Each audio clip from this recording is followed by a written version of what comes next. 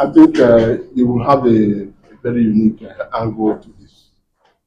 So, how have the past 2 years been, especially when it comes to our women who are involved in business? In reference to the current government, I'd say a step in the right direction was first this declaration that there will be at least 35% female representation in government appointments.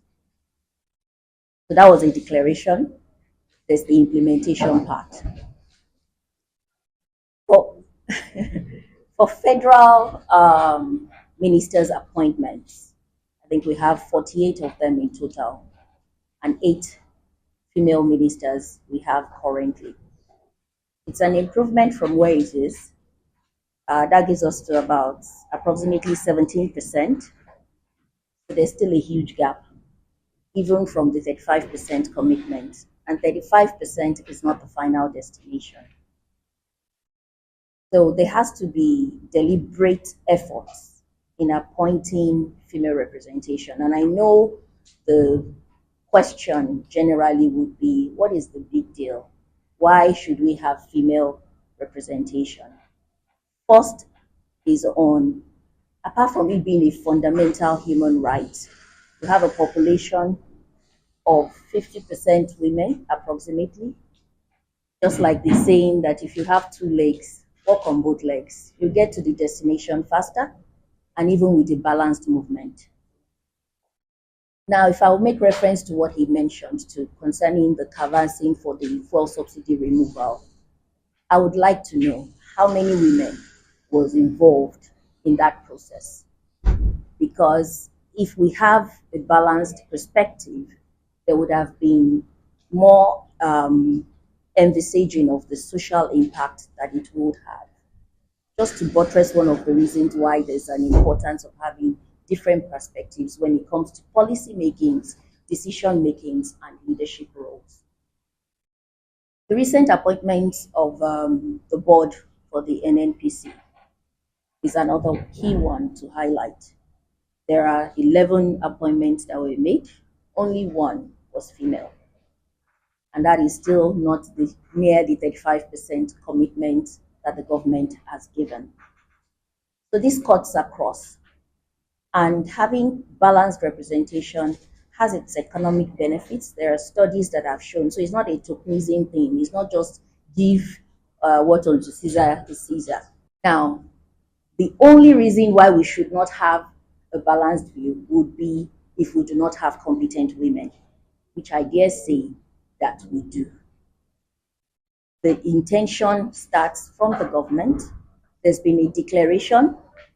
There's been some direction, some appointments, but there's still a huge gap and a huge room for improvement. Thank you. Can you give us an idea of what you expect from the Bola Tinubu administration in the next 2 years? What are your expectations? In different forums and rooms like this, where this subject is either overlooked or undermined.